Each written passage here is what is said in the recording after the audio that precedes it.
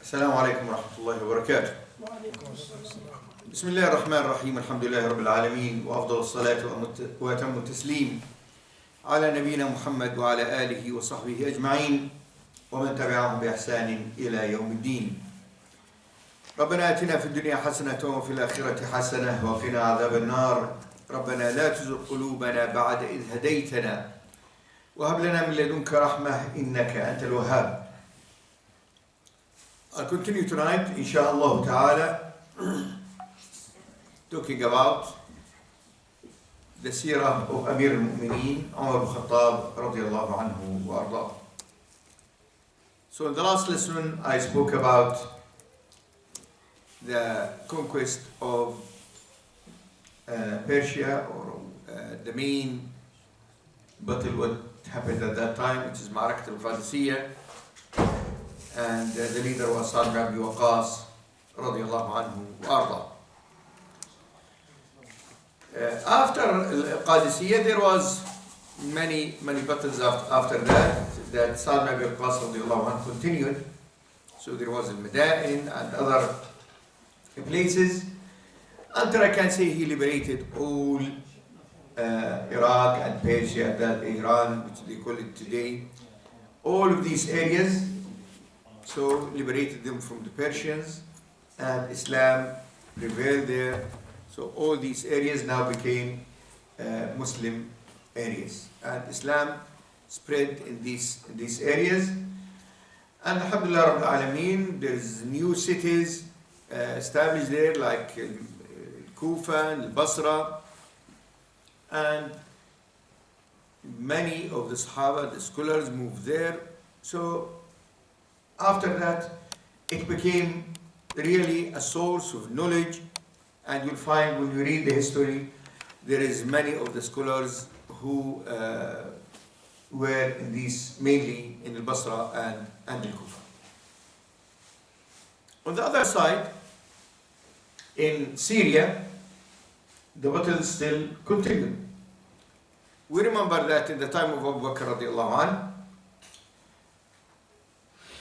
one of the most important battles between Muslims and Romans was Ma'arakat al-Yarmouk, the battle of al-Yarmouk, where Muslims, Allah subhanahu wa ta'ala helped them to defeat the Romans, and that area became a Muslim area. Now, after that, or just before that, when Yarmouk was going on, Abu Bakr radiallahu anh died, and Umar ibn Khattab radiallahu anh became the Khalifa. So the first thing that Umar ibn Khattab did is sending a letter to Abu Ubaidah. We have to remember that the leader at that time was Khalid ibn Walid radiallahu anh. So Umar radiallahu anh sent a letter to Abu Ubaidah. And that letter includes a change in the leadership, that Khalid will not be the leader of the armies there, Abu Ubaidah will be the leader. So I will read the letter to you and the reply of Abu Ubaidah radiallahu anhu.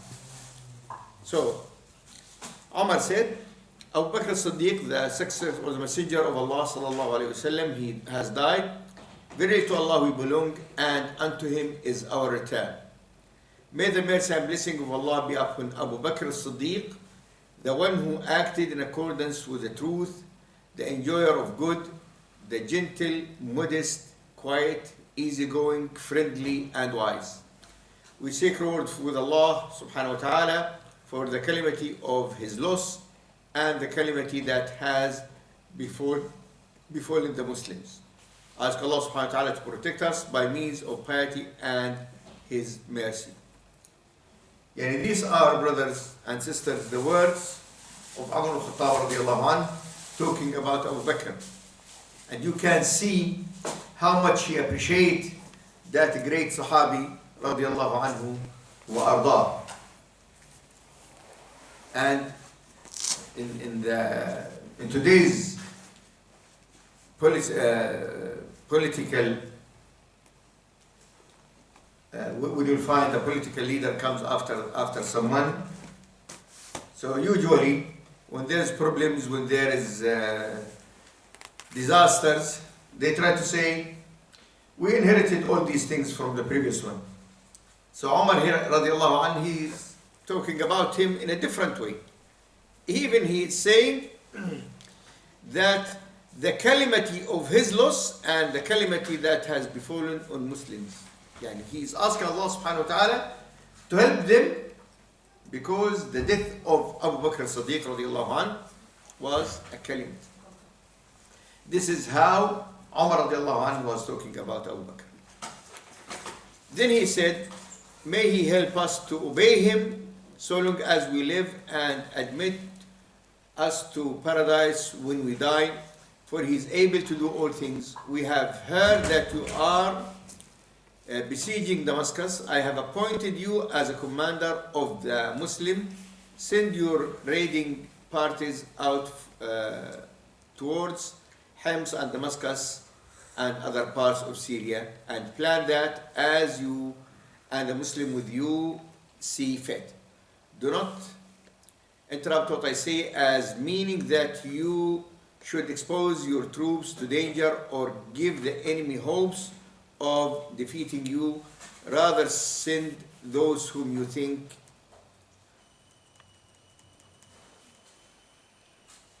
you do not need, and whoever you need with you for the siege, keep them with you.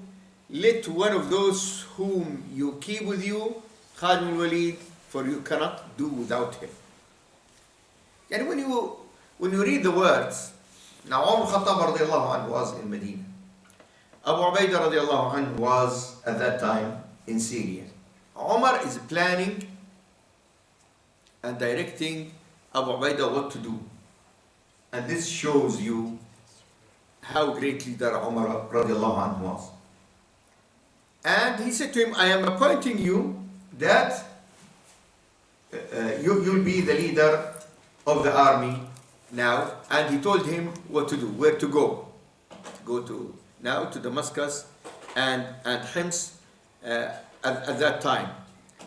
And he said to him, be careful that you don't expose your troops, and keep what you like and move what you like. And one of those you have to keep is Khalid al-Walid radiallahu anhu. And the word he said to him, you cannot do without him. Subhanallah al-Azim. Yani Khalid al-Walid, yani Umar al-Khattab radiallahu anhu, he's here. Yes, he'd like to move him from the leadership, but he's saying to Abu Ubaidah, keep him with you. Because when you read some of the books about this matter, you'll find them, why Umar moved Khalid, there is something in the past between them and this and that. And actually, nothing of this are true. When there is many of the scholars, they studied this action for Umar radiallahu anhu, they studied it according to their understanding of the Tawheed. So what's the link between Tawheed and Khalid and Umar? Because when you notice that there is a leader, army leader, and mashallah, every single battle that he's involved in and he's leading it, Allah subhanahu wa ta'ala will give him victory after victory after victory. What will happen? The people, they forget the main aider, who is Allah subhanahu wa ta'ala, and start thinking that the victory happens because of whom? Our brothers? Because of Khalid. So if Khalid not the leader, they will not succeed. They will not have victory. So Umar radiallahu anhu, he, in a way, liked to purify the minds of people from these type of thoughts. yes, Khalid Walid is an important person, but I'd like them now to see that even without Khalid, without bi'idhnillah subhanahu wa ta'ala, we'll have victory, because we are fighting these people because we believe that we are on the truth and they are on the falsehood. And again, as I said to you, brothers and sisters, remember that Umar radiallahu anh, he said to Abu Ubaidah at the end of his letter that keep Khalid Walid with you because you cannot do without him. So when the letter arrived, Abu Ubaidah radiallahu anh called Mu'adh ibn Jabal and read it to him. So they didn't show it to Khalid. And they wrote a reply to Umar. And I'd like you to listen to the reply. Sorry, I have to say something. The one who brought the letter, he said, Umar, he's asking you, Abu Ubaidah, tell me about Yazid bin Abi Sufyan, one of the leaders, and Amr ibn al-As, another leader. How are they? How is their conduct? So he'd like to know these army leaders, Yazid bin Abi Sufyan and Amr al-As, who were part of the army, but were army leaders, how is their conduct? Because Umar Khataab radiallahu anh like to be sure that these leaders are doing according to the Quran and the Sunnah. And how is their conduct, and are they being sincere towards the Muslims? Abu Ubaidah answered Umar, and he and Mu'adh bin Jabal radiallahu anh wrote one letter to Umar in which they say from Abu Ubaidah ibn Jarrah and Mu'adh bin Jabal to Umar ibn Khattab radiallahu anh. So listen to the words that Abu Ubaidah said. Assalamu alaikum. We praise Allah subhanahu wa ta'ala, besides whom there is no other God. As far as we know, you take care of matters. Now, O Umar, you have become in charge of the affairs of the Ummah of Muhammad sallallahu alaihi wasallam. The red and the black. There come to you enemies and friends, noble and ignoble, strong and weak, and every one of them has some right of justice over you. So they started the letter by reminding Umar ibn Khattab radiallahu anhu that yes, you are a leader now, but we are reminding you that you must fear Allah subhanahu wa ta'ala, because you are in charge of all these people now. So think of how will you handle the matter, O Umar. We remind you of a day when all the secrets in people's heart will be revealed, and all the concealed matters will come to light, and all people will be subject to the sovereign, to Allah subhanahu wa ta'ala, who will cover everything by His might. The people will submit themselves, awaiting His judgment, fearing His punishment, and hoping for His mercy.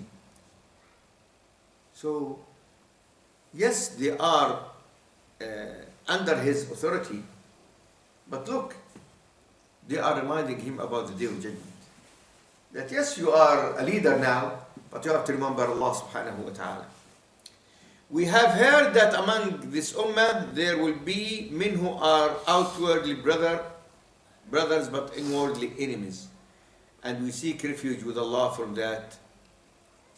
So they are reminding him about that sometimes there will be a time people, they show that in front of the others they are brothers, but inside they are enemies. Wal-'iyadhu billah. Do not misunderstand our letter or take it in any way other than we intended. Peace be upon you and the grace of Allah subhanahu wa ta'ala. So it was a letter from leaders to their top leader, reminding him of Allah subhanahu wa ta'ala. And we'll see the letter that Umar sent back to them. Khalid bin Walid radiallahu anh, he knew about the letter not from Abu Ubaidah directly or Mu'ad. He heard, because these things, it's not easy to hide. So a matter that a new leader is there, so the news were there. So our Khalid Walid radiallahu anh came to Abu Ubaidah and he said to him, may Allah forgive you. The letter came from the Khalifa appointing you in command and you did not tell me. You prayed behind me when you are one who is in charge. So Khalid was the leader, but now when the things changed, Abu Ubaidah should be the Imam. So the Imam was praying behind someone else. Abu Ubaidah said, may Allah forgive you too. I did not want to tell you that until you had heard it from someone else. I did not want to interrupt your plan until you had completed it. Then I would have told you, it is not power in this world that I seek. I'd like you to listen to these words. How these great Sahaba radiallahu anhum jami'an managed to success. It's a reminder to me, to every one of you brothers. Because sometimes this is one of the diseases which affect people. Listen to him, what he said. It is not power in this world that I seek, and it is not for worldly gain that I strive. So the leadership and all of these things, to be leader, to be something in this worldly, no, it's not in my mind. I don't think like this. So listen to it again. It is not power in this world that I seek, and it is not for worldly gain that I strive. What you see will come to an end and cease to be. We are brothers carrying out the command of Allah. If a man's brother is appointed over him, it will not harm his spiritual or worldly affairs. Rather, it is more likely that the one who is in charge is closer to fitna and temptation, or more likely to fall into sin. Subhanallah. You see how Abu Ubaidah radiallahu anhu was thinking about being a leader? He's not thinking about, like, unfortunately, many people these days, oh, I'd like to be on the top. And, you know, it's not only in this country, it's everywhere, people paying a lot of money for that.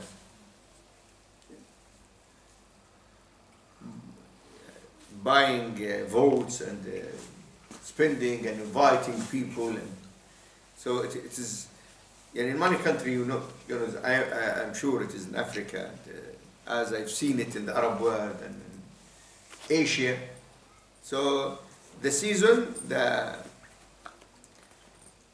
when there is elections, it is the best time for the people to eat a lot and have money and cars and all of these things, and there is a big tents, mashallah, and even the people who are selling food and sweets and all of these things, it is the best season for them. And all these candidates became your friends and so humble, and they visit you.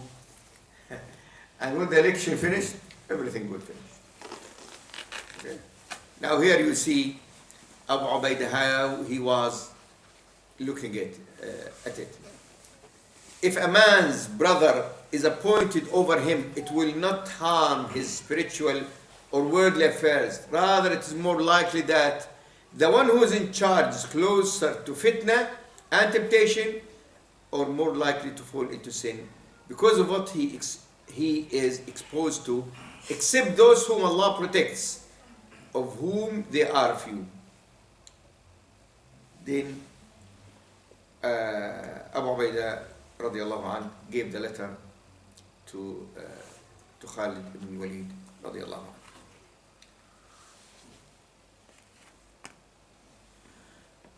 This is why the title of all these lessons, brothers, Sahaba is our model.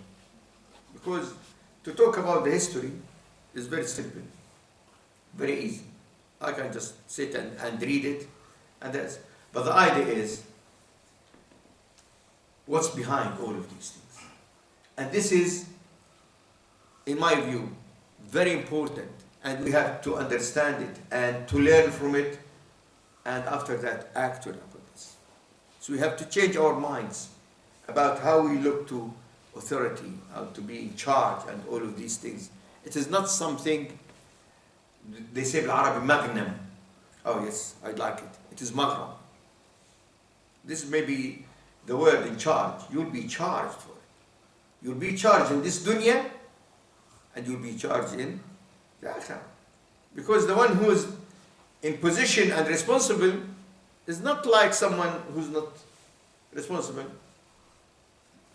Like the Imam. The Imam, he is responsible for all those who are behind him. But the one who is behind him, is responsible for himself. See the difference? Now let us listen now to Umar's reply. So Abu Ubaidah and Mu'adh admonished him, reminded him about Allah subhanahu wa ta'ala. Now if the same letter now goes from a chief police army or a chief that to the king or president, something like that, he said, bring him, and next day he will be in jail.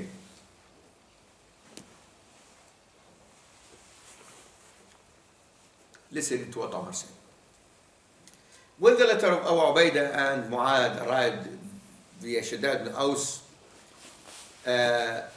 he replied to them, I praise Allah, besides whom there is no other God. I urge you to fear Allah, for that brings the good pleasure of your Lord, and it is the best that you can gain for yourselves. This is what smart people are eager to attain for themselves, whilst helpless people are negligent. What a beautiful words.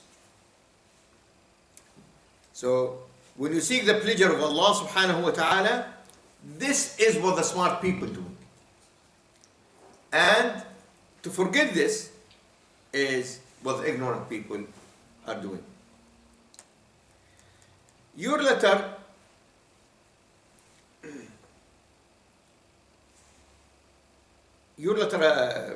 came to me. This is a kind of praise of me. So when they spoke to him about his new position, you remind me that I have become in charge of the affairs of this ummah, and that noble and ignoble, enemies and friends, strong and weak, sit before me, and that each of them should have his rights, share of justice. You are asking me how I will handle that. There is no power and no strength except with Allah. So here, he's not saying that, don't worry, everything under control. No. Saying, لا حول ولا قوة إلا بالله. لا حول ولا قوة إلا بالله. There is no strength or any power except with Allah subhanahu wa ta'ala. You wrote to me telling me to fear a day that is inevitable. The alternation of night and day wears out everything new and brings new everything, near everything that is far, and brings about everything that is promised, until day brings the day of resurrection. The day on which all the secrets in people's heart will be revealed, and all concealed matters will come to light, and all people will be called to account to the sovereign Allah subhanahu wa ta'ala will subdue them by His might. The people will submit themselves, awaiting His judgment, fearing His punishment, and hoping for His mercy. You see that? You have heard that in this ummah there will be men who are outwardly brothers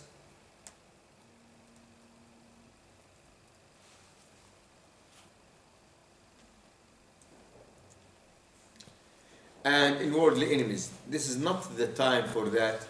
That will happen at the end of time, when there will be hope and fear, when people will hope and fear one another. So Umar ibn Khataab radiallahu anhu here correcting an important thing that they are mentioning, that they are saying that maybe some people now they are outwardly brothers and inwardly they are enemies. He's saying, no, it's not the time. So changing the way, because he knows, Umar Khattab radiallahu anhu at that time, who are the people he is dealing with. Allah has appointed me in charge of your affairs, and I ask Allah to help me and to protect me from going astray, just as He protected others. I am a Muslim man and a weak slave. This is Amir al-Mu'mineen. I am a Muslim man and a weak slave, except when Allah helps me. The position to which I have been appointed will never change my character, inshallah. Yes, sir. What beautiful words. The position to which I have been appointed will never change my character, inshallah. All greatness belongs to Allah, and His slaves have nothing to do with it. Let no one among you say that Umar has changed since he was appointed Khalifa. I base my action on which I see as truth, and I explain my position to you. If any man is in need or has been wronged, I shall restore his right with no compromise. And here gives us how the person should be. Because it is common, unfortunately common, that you'll find a person when he has no position, mashallah, gentle, talking to people, coming, going. The minute he will become in position, MP, minister, even manager, you need appointment to see him, and maybe you go there and you say, I cannot remember you. Brother, we've been together praying in the Masjid Falah. Say, where is Masjid Falah? No. Okay? So the position to which I have been appointed will never change my character, inshallah. This is what Umar Khattab radiallahu anhu, and this is what I like you to be, brothers. And it's advice to me, to myself also. And he promised that I shall restore the right of any person with no compromise. Your well-being is dear to me, and if you get upset with me, it will be hard for me to bear. So, if I do something and this will upset to you, this will be something difficult for me to bear. This is Amir al-Mu'mineen. I'm responsible for that which I have been entrusted, and I will deal with any situation by myself, inshallah, and not delegate it to anyone else. So when there is something I have to deal with it, I'll deal with it. I will not ask someone else to do it, because he might not do it right. After that, I will not seek help from anyone but those who are trustworthy. Those among you who are sincere towards the people. I will not entrust anything to anyone other than them, inshallah. So he's telling us who are the people you must delegate things to when you need. As for the authority, everything that you see will come to an end. So all these things that you see, We're finished. Today, tomorrow, 1 year, 10 years. As for worldly authority, everything that you see will come to an end. We are brothers, and any of us may lead his brothers in prayer or may be in charge of him, and that will not affect his spiritual or worldly interests. Rather, the one who is in a position of leadership is more likely to fall into temptation or sin, except those whom Allah, and they are a few. This is, brothers and sisters, the letter of Umar Khataab radiallahu anhu wa arda. And you can see in it how the leader thinking about his ummah, what is his advice, many lessons we can learn from this, inshallah ta'ala. Now, we'll go back to what Abu Ubaidah radiallahu anh started to plan. Now, Abu Ubaidah, he became the leader, and he'd like to plan how to tackle the matters. The first target was Damascus, as Umar Khattab radiallahu anh said to him. So, he left on Al-Yarmouk, where he was Bushayr ibn Ka'b al-Humayri, and the news came to him that the Romans, they are gathering in a place called Fahl, which is these days in Jordan. And he knew that he has to deal with the matter.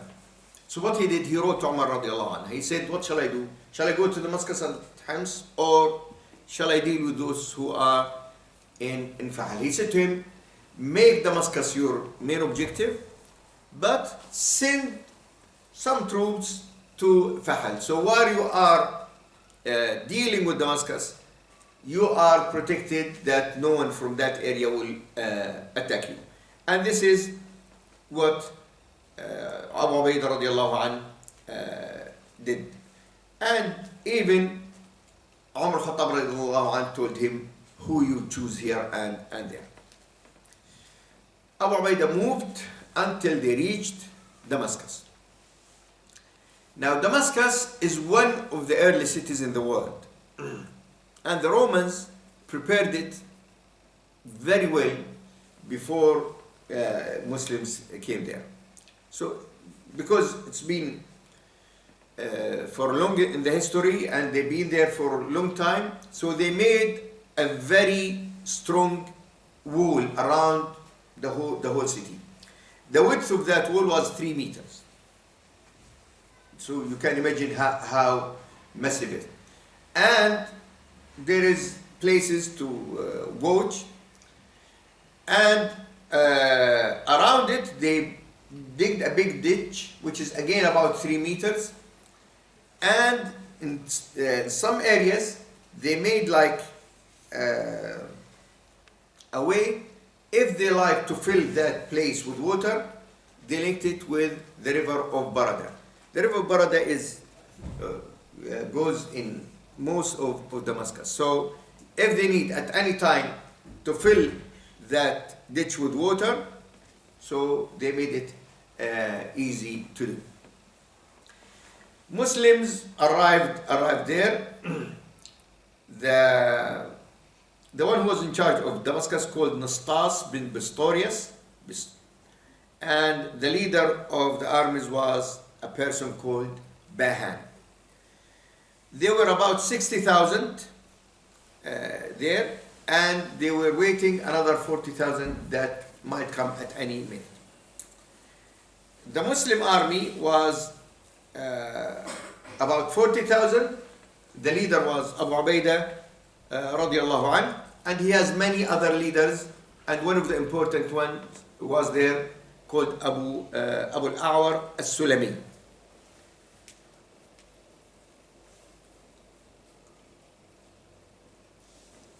So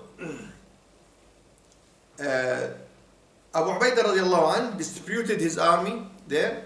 He sent about 20,000 to put siege around Damascus, and he sent the others to Fahl and the other places. Now when they came to Damascus, as I said, they noticed that it is well protected.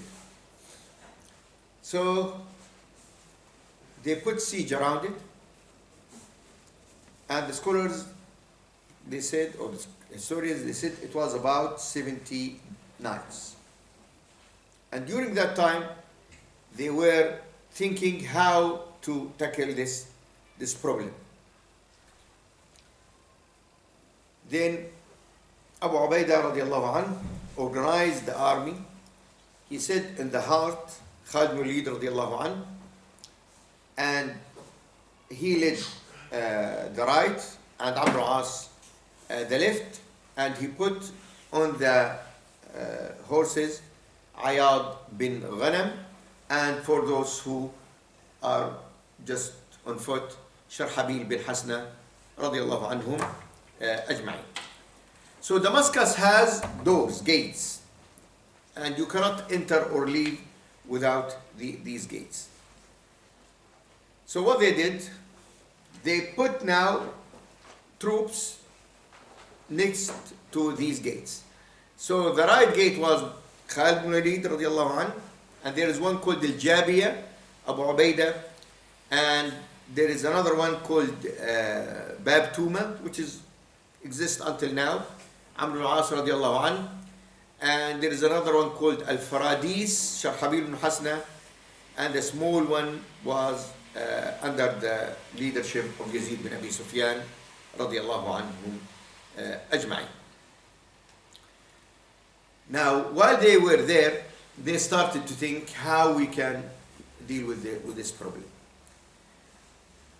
Khalid bin Walid radiallahu anhu, he kept looking where he can enter. As I mentioned to you, there's a ditch, there is the wall. So he thought about a plan where there is a weak area that they can cross from that. And he prepared like ladders of ropes that they can throw it on the wall, then they can climb on it, and when they reach the wall, then they will make takbir, and after that, then the people can, and then they will open the gate, and after that they will do. So what happened? The patriarch or the bishop of Damascus has a newborn boy. And it seems to me that he was waiting for this for a long time. So when this happened, he invited all the people of Damascus, the army, the people, everyone, to a big feast. So, and all of them, they went. And the news came. So Khalid bin Walid radiallahu anhu decided that it will be the night where they will attack. So everyone was involved in food and eating and all of these things. So when the news came to Khalid radiallahu anhu that everything now, these people, they are ready, then he threw all these ladders of ropes and asked, remember Al-Qaqa? You still remember him? Al-Qaqa. So Qaqa ibn Amr radiallahu anhu, he climbed. So when he reached this, there he made takbir and jumped down, opened the gate, and Muslim army went inside Damascus, and by that they opened Damascus, and there was a fight. Then after the fight, they reached an agreement, and Damascus became now a Muslim city, and you know later, after that, it became the capital of the Umayyan Khilafah. According to many of the historians, this happened in the middle of Rajab of the 14th year of Hijrat al-Nabi sallallahu alayhi wa ala alihi wa sallam. After that, Abu Ubaidah radiallahu anhu continued and he defeated the Romans in Fahl, where they gathered a lot of them. And what they did in that area, next to them there is Tabariya Lake. So what the Roman did, they brought some water from the lake and tried to flood all the area, so they will prevent Muslims from moving. The one who was in charge of this Fahl was Sharhabil bin Hasna radiallahu anhu. What Sharhabil planned? He noticed that the number is so big, about 100,000. Yes, the number of Muslims is about 20 to 30,000, and the area is open, that area. And they put as to flood it with water, and so it became very muddy. Sharhabil bin Hasna radiallahu anhu thought if they tried to cross now, this mud will prevent them of movement. So he said to them, we don't want to cross, we'd like just to make a sea, and you must be ready day and night. So he made like shifts, and all the time, if he will say Allahu Akbar, they must attack. So they were like this. Now, the leader, who was called Siqlab bin Mikhraq, he was watching, and after this took few days, they were tired of waiting. So what he said, I will attack Muslims now. So what happened? He prepared his army and he said to them, go, thinking that Muslims are not ready. But Sharhabil radiallahu anh, he made them ready all the time. So when he started to move, all the Muslim army now were ready, and they replied to the attack, and they attacked them back. So, and started killing from both parties. So when they noticed this, their motivation dropped down and start to flee. When they started to flee, what they find in front of them? Mud. The mud. So what they planned now became against them. And it was an opportunity to Muslims now to finish them. So they finished many of them. So it was chaos, and most of them were killed. Abu Ubaidah radiallahu anh, after that, and Sharhabil and Amr al-As radiallahu anh moved to Palestine. And they managed to, I can say, liberate Tabariya and Bisan, and then they engaged with the Romans in Qul Nasrin on the 15th of Al-Hijrah, and Qisariya in the same year. So after they did all of these areas, what's left now? Jerusalem, Al-Quds. The leader of that area was Amr ibn al-As radiallahu anhu. So I'd like to remind you that in all these battles you'll find there is the main leader of Abu Ubaidah, and there is leaders on different areas. And the beautiful thing, brothers and sisters, that you'll find when there is an area and the sub-leader, let us call him Amr al-As radiallahu anhu, for example, If Abu Ubaidah there, he will be under his. Cannot happen other than Muslims, though this generation. So Amr al-As radiallahu anh, he knew that Jerusalem is very important for them, for the Christians, and obviously for the Jews. But the Jews at that time, they were nothing, they have no power at all. And this is a proof that they try to say these days that we've been there for 3,000 years, but look at all this history since the falling of Sulaiman kingdom until 70 years ago, the Jews, they have no control in these areas at all. No control. And when you read the history, like what we see now, you don't hear about them at all. So, the Christians were there, and the leader of that area called Artabun, Al-Artabun. And they say that Al-Artabun is the most clever leader in that area.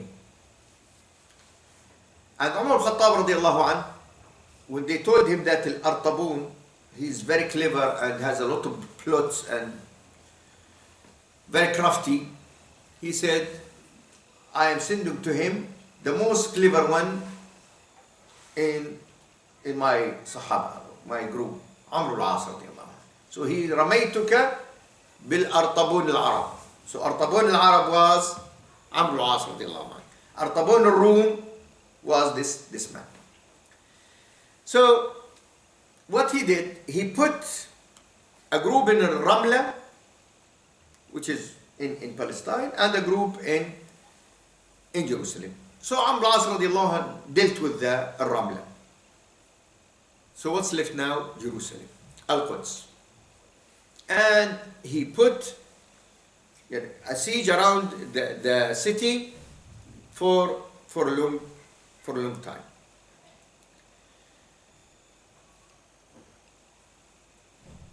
And after he put the siege there,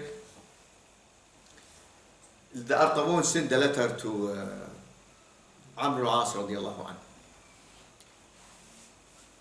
And he said to him,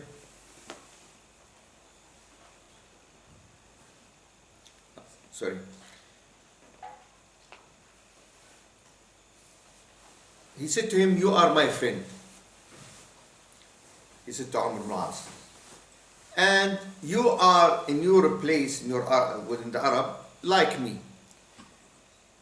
And my advice to you, go back, because you cannot open Jerusalem. Amr al-As radiallahu anh, he wrote back to him and he said to him, I am the one who will open this, Jerusalem. So when the letter of Amr al-As radiallahu anh reached Artabun, he laughed and he said, no, your name is Amr, and the one who will open it is Umar. So the letter came to Amr al-As radiallahu anh, what he is talking about. So I said to him, I am the one who will open Jerusalem. But he's saying to me, Umar. So who's Umar? Who's Umar now? Umar al-Khattab radiallahu anhu. Amr al-As radiallahu anhu wrote to Umar al-Khattab. He said to him, this is what they are saying. And they need you to come. Umar al-Khattab radiallahu anhu, he called for emergency meeting for the Sahaba radwanullahi alayhi. Uthman, Ali, Abdul Rahman ibn Auf, great leaders were there. What do you think? So Umar al-Khattab radiallahu anhu now would like to go to Jerusalem, and he will move from Medina to Al-Quds. And at that time, you are talking about weeks. And there is dangers. So some of the Sahaba radwanullah alayhim, they said, don't go. Maybe this is a plot from them to kill you. Ali ibn Abi Talib radiallahu anhu, he said to him, go. Put your trust in Allah subhanahu wa ta'ala. And if these people, they said it by themselves, that according to one of the narration, they said, we find in our books that the one who will open it is a person called Umar al-Khattab, is called Umar, not al-Khattab. So, and you are the one. So, Umar al-Khattab radiallahu anhu agreed, and he started to move to Palestine at that time, and until he reached Bayt al-Maqdis. Now during this time, Muslims were putting the siege, and they were, there is fighting going on between the Muslims and the Romans. Day and night, it doesn't stop. But it wasn't, or didn't reach the point that Muslims can do like they did in Damascus, and they were waiting for Umar al-Khattab radiallahu anhu. So Umar al-Khattab radiallahu anhu and came. So they, when they knew that he arrived, they came to him, the people of Jerusalem, and they said to him, we'll give you everything you want, but we don't want any type of killing, and we are ready to pay al-jizya, the tax. So Umar al-Khattab radiallahu anhu, he agreed on this, and he wrote to them, what they call it, al-wathiqa al-Umariyya. And in that one, he said, بسم الله الرحمن الرحيم. هذا ما أعطى عبد الله عمر أمير المؤمنين أهل إيلياء من الأمان. This is what Abdullah, this is what he called himself. Amir al-Mu'mineen, Ahl Ilya, the people of Ilya, which is the name of it at that time. Mel Aman, security. أعطاهم أمانا لأنفسهم وأموالهم. He gave them security for themselves and their wealth. ولكنائسهم وصلبانهم, their churches and their crosses. سقيمها وبريئها وسائر ملتها. So if they are sick, if they are fine, and all of them. أنه لا تسكن كنائسهم ولا تهدم. That their churches will not be equipped, will not be entered, and it will not be destroyed. ولا ينتقص منها ولا من حيزها ولا من صليبهم. And we are not taking anything from it, or their cross. ولا من شيء من أموالهم, and nothing from their wealth. ولا يكرهون على دينهم, and will not force them to leave their deen. ولا يضار أحد منهم, and no one of them will be harmed. ولا يسكن بإلياء معهم أحد من اليهود, and no one of the Jews will be allowed to live with them. You see? I'll finish, then I'll come back to this. وعلى أهل إلياء أن يعطي الجزية. So the people of Ilya, the Quds, they will pay the tax كما يعطي أهل مدائن, as the people of Madain in Iraq will pay. وعليهم أن يخرجوا منها الروم. So but they must kick out from it the Romans and اللصوص, the thieves. فمن خرج منهم فإنه آمن على نفسه. If someone of them he'd like to leave, he can leave and he's secured حتى يبلغ مأمنهم, until they reach the place they are safe. ومن أقام منهم فهو آمن. If someone he'd like to repent, he can stay. وعليه مثل ما على أهل إيلياء من الجزية, and he has to pay the tax as they pay. ومن أحب من أهل إيلياء أن يسير بنفسه وماله مع الروم ويخلي بيعهم وصلبهم فإنهم آمنون. If anyone of the people of Al-Quds like to go with himself and his money with the Romans, and he will leave Jerusalem totally. So he's safe until he reach his place. ومن كان بها من أهل الأرض من قبل مقتل فلان فمن شاء منهم قاد وعليه مثل ما أهل إيلياء. So anyone before the killing of a certain person there, he can stay there and he will pay the tax. ومن شاء صار مع الروم. Anyone who would like to go, he can go with the Romans. ومن شاء رجع على أهله. Then if someone goes back, he can. فإنه لا يؤخذ منهم شيء حتى يحصد حصادهم. And will not take from them any tax until the harvest season. وعلى ما في هذا الكتاب عهد الله وذمة رسول الله, and everything in this book, this agreement, عهد الله وذمة رسوله صلى الله عليه وسلم وذمة الخلفاء وذمة المؤمنين. So Allah, the Prophet, the Khulafa, the believers, as long as they are paying the jizya. And the witnesses are Khalid bin Walid, Amr al-As, Abd al-Rahman bin Auf, Mu'ayyib bin Abi Sufyan, and this was in the year 15. Now, this, what we call it al-Wathiqa al-Umariyya, it shows us, brothers and sisters, how Islam dealt with the Christians. And it is really, I think every Christian should read this to know that how Muslims dealt with the Christians when they defeated them. And in Jerusalem, Umar Khataab radiallahu anhu, it was easy for him just when he entered to destroy all the churches, because the big church, they call it Kanisat al-Qiyamah, where they claim that Isa alayhi salam was resurrected there, and not far from it in Beit Lahem, Kanisat al-Mahd, where Isa alayhi salam was born. So Umar Khattab, it was easy for him just to destroy these things and finish it. And this is to show us what they call them ISIS, when they come to an area and started destroying and all of these things.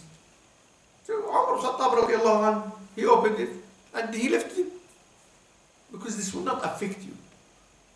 Yeah, pyramids in Egypt will make the people, if there is pyramids, the people will not be Muslims. If we move the pyramids, Muslim people will be muwahideen.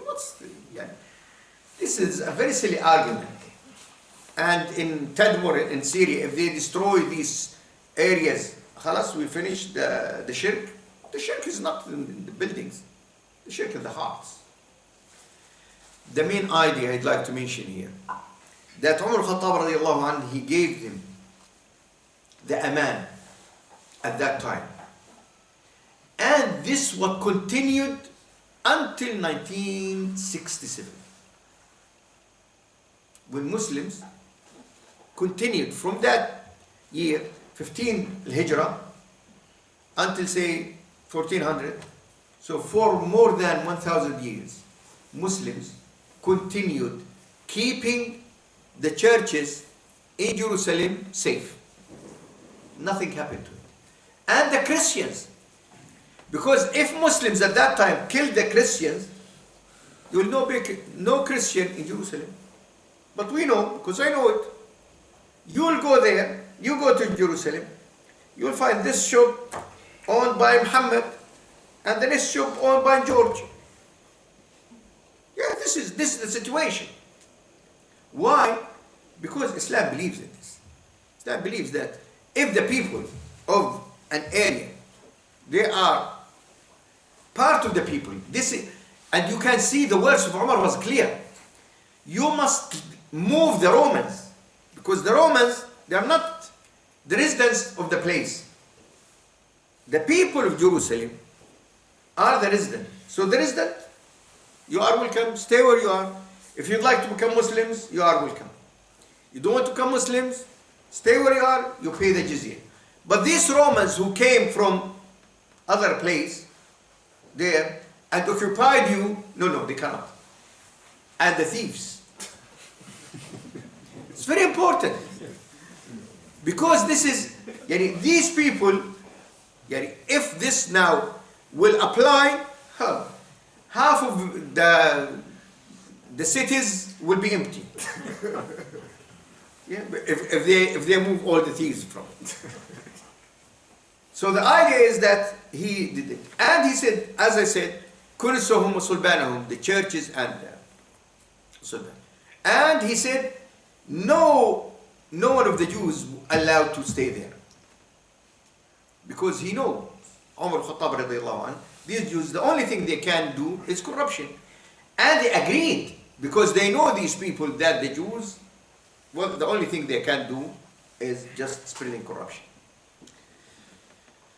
So they wrote this mithaq, al-Uhda al-Umariyya, by Umar, Khataab and Sophronius. And those who are signed it from the Sahaba, great Sahaba, Khalid, Amr al-As, Abd al-Rahman ibn Auf, Muawiyah ibn Abi Sufyan, and all of this.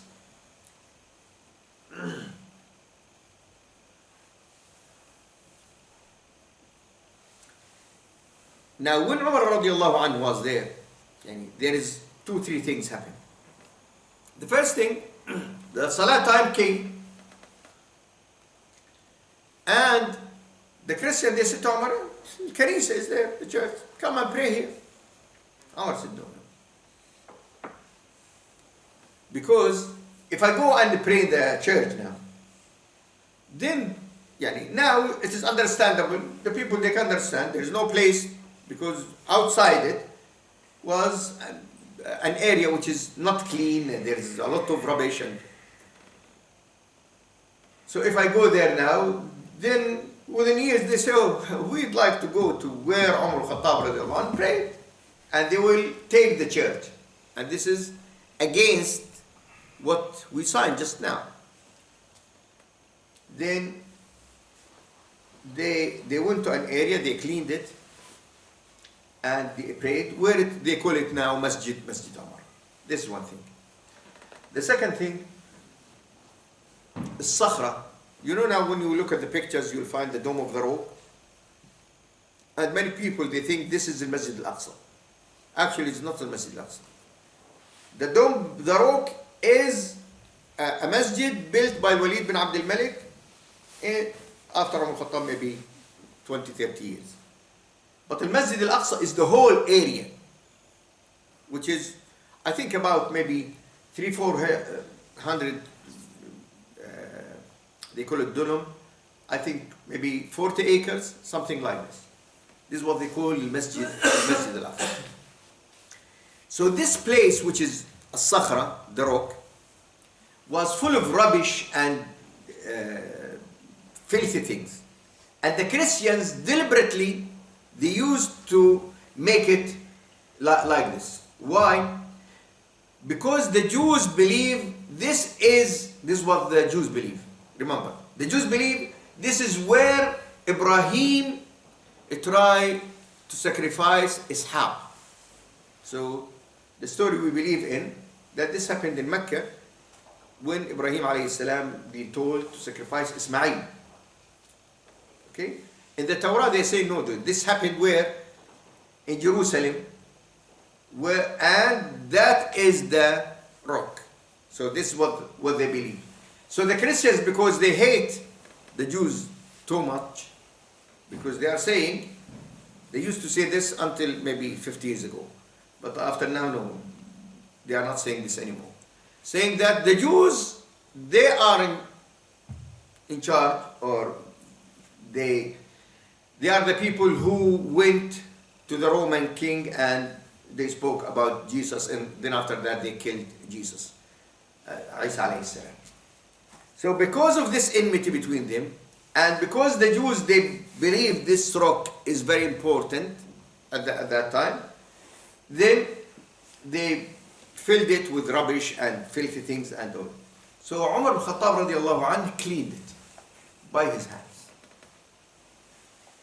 So now if Umar is a person that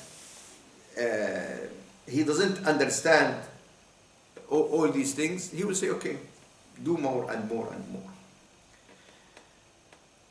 Then after that, so the opening of Jerusalem happened, and as I said to you, it continued under the Islam control until year 197, until the Crusades. They came to Jerusalem and occupied it. And compare between the two things. It's very important to know this. If you can see Umar enter Jerusalem peacefully. The Crusaders, when they came, 70,000 Muslims they killed when they entered Jerusalem. 70,000. You see the difference.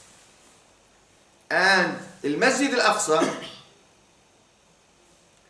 they made it a place where they put their horses and put all their stuff in it. Again, Umar Khataab said, keep their churches clean. No one allowed to do anything.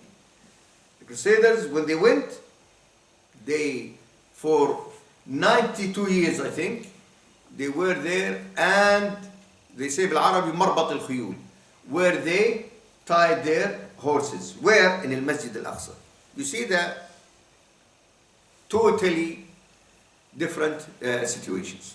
Until 1187, when Salah ad-Din al-Ayyubi rahmahullah, by Allah's help, by the Iman they have, they liberated Palestine again, liberated al-Masjid al-Aqsa. The Masjid al-Aqsa continued to be under the Muslim control, as I said to you, until 1967, when the Jews occupied the West Bank, and part of it is Jerusalem, and they are saying now it is our city and all of these things, which is not our lesson today, but I'd like you to understand that the Jews, they has nothing to do with Palestine. Nothing at all. All of it is only political things, and it is the most strange thing in the world, in the history, that you'll find people attacking a place of worship to say we'd like to pray in your place. And you will not find Muslims going to a church to say, even now in Spain, in Cordoba, if you've been there, I've been there, there is a big masjid. Everything says it is a masjid. They changed it to a church. And even when you enter, they told me, when I was going inside, they say, don't pray there. They say to you clearly, don't pray. You are not allowed to pray inside. Because they change everything there to a church. But when you go there inside, you can see ayat al-Quran there, minbar. Everything tells you that it was a masjid. Even the style of the roof and all of these things, it tells you that it is a masjid. They don't allow Muslims. So you'll not find Muslims going there and making a march in Cordoba and say, what are you doing there? Let us go and pray inside it. They don't do this. Actually, we pay money to enter. So I think you pay about 20 euros just to enter to see how they occupied your masjid. So now this is what's happening every day in Jerusalem, and this is why you'll find every day there is people in Palestine killed. Every day. In 6 weeks, I just did it before I came, I think about 75 people killed and more than 2,000 injured. Yesterday they killed a woman, 62 years old, and they said, oh, she was trying to just crash people or by her car.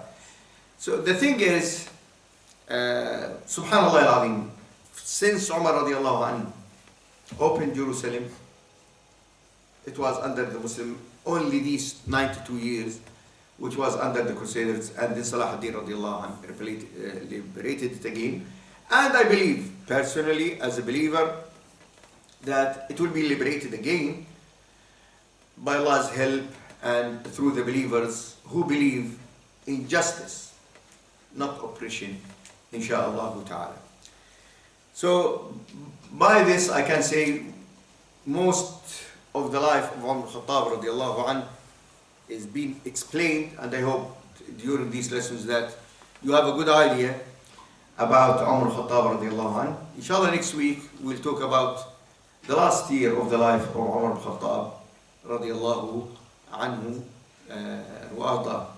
Then we might have a test to see if you've been learning during these weeks or not. But this doesn't mean that you run away, you don't come to the lesson this time. I pray to Allah subhanahu wa ta'ala that Allah subhanahu wa ta'ala accept this from me and from you. Jazakallah khair for listening. And if there is any question, please come forward. Jazakallah khair.